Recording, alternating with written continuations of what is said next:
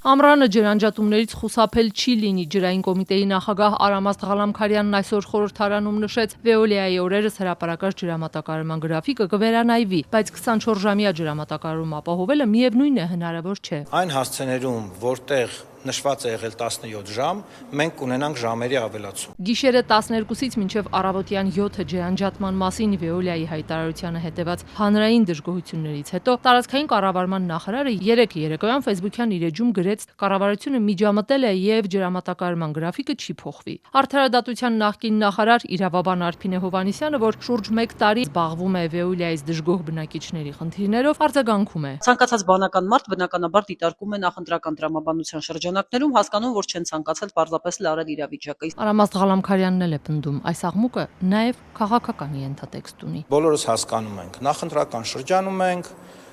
նման թեմաները, այո, ոմանց կողմից օգտագործվում են, բայց մի բան հստակ է.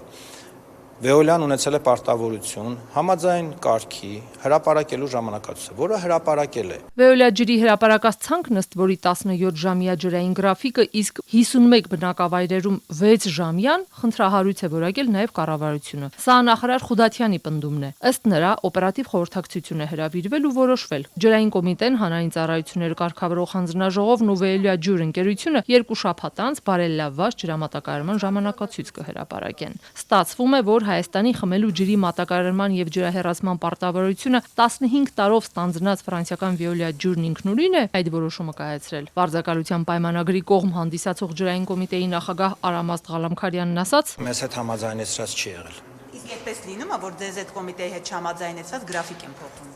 Դե փաստացի եղել է, տեսնում եք։ Բա ինչպես է գնահատում դա։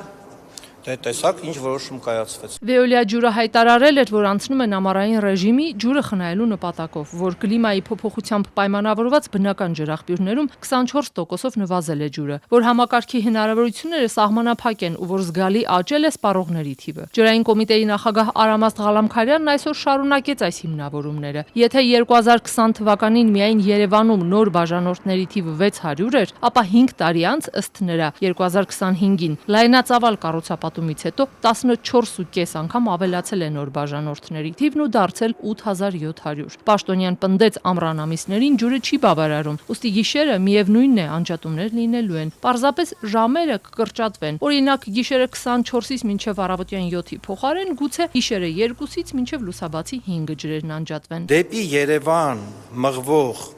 ջրի մերձակայքում, այսինքն այդ խողովակաշարերի մերձակա գյուղերի բնակիչները, Երևանի բնակիչները, Երևանի արվարձանների բնակիչները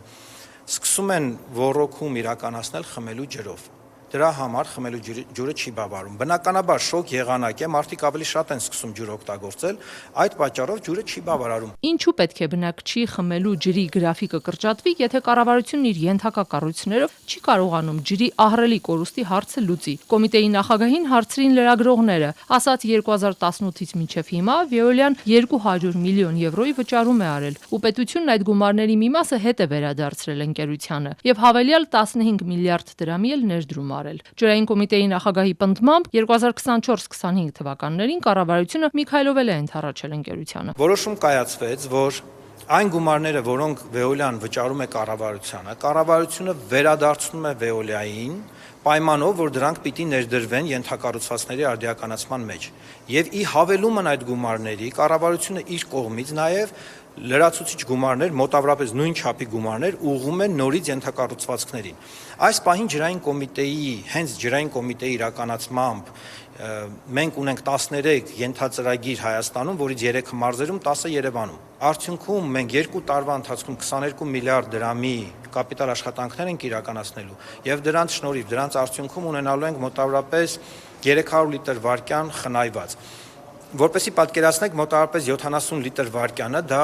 1 ժամ ջրամատակարարում է ամբողջ Երևանի համար։ Առաջիկա 5 տարիների համար էլ Հայաստանը վերակառուցման եւ զարգացման միջազգային բանկից 70 միլիոն եվրոյի վարկ է վերցրել, որ Հայաստանի ջրի եւ ռոռոկման ծառայությունները բարելավվի։ Իրավաբան Արփինե Հովհաննիսյանը կարծում է, որ պաշտոնյաների նշած ջրամատակարարման նոր գրաֆիկը Վեոլիան չի ընդունելու, որ 24 ժամվա ջրամատակարարում չի լինելու երկրում, պնդում է նաեւ նա, բայց իր բացատրություններով։ Որովհետև 10 տարի շարունակ պետությունը անհրաժեշտ ծավալով ներդրումներ չանելով խրախուսել է, որ այդ անհրաժեշտ ծավալով ներդրումները իր մասով չանի Veolia ջուրը, իրենք վարձավճարները անգամ որ մեր պետք է պետությանը տան, իրենք վարձով է տված այդ ջրերը, հա, իրենք դա էլ չեն արել, պետությունը ներել է։ Պետությունը ներել է նրանց անգամ տուգանքը, որը նշանակել է աուդիտորը, պատկերացնում եք, 5 տարի չկա տեխնիկական աուդիտոր, որը ճիշտ է կասեր մեզ բոլորիս Veolia ջրի մասին։ Եվ այս ամենից հետո փորձում են ասել, որ իրավիճակը կշտկվի։ Չի շտկվելու, մենք շարունակելու ենք ձեռքը պահել զարկերակին եւ դիմելու ենք բնականաբար այն բոլոր մարմիններին, որոնք պատկանեն ու այս հարցում ունեն իրավասություն։ Ըստ ջրային կոմիտեի նախագահի Հայաստանում ջրային կորուստները հասնում են մոտ 45%-ի։ Տվյալների հավաքագրման լուրջ բաց կա։ Նա վստահեցնում է, նոր վարկային ծրագրով առաջիկա 5 տարիներին փորձելու են լուծել նաեւ այս խնդիրները։ Այդ ներդրումային ծրագրերն են կանելու կապիտալ աշխատանքները, ենթակառուցվածքների արդիականացման, թարմացման, նոր ջրաղբյուրներ ենք բերելու եւ նաեւ կարգավորումներում անելու են որոշակի փոփոխություններ, որոնք բերելու են ռեժիմի փոփոխության։